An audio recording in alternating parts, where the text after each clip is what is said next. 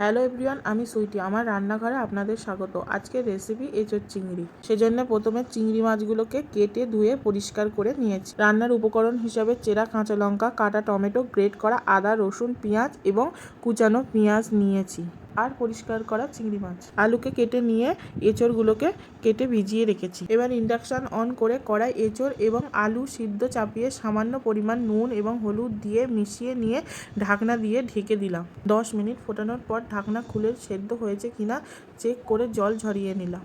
এবার কড়াই সর্ষের তেল দিয়ে চিংড়ি মাছগুলোকে নুন হলুদ দিয়ে ভালো করে ভেজে নিলাম। পুনরায় কড়াই ওই তেলের ওপরে শুকনো লঙ্কা, গোটা জিরা, তেজপাতা দিয়ে ভালোভাবে নেড়ে চেড়ে কুচানো পেঁয়াজ দিয়ে দিলাম।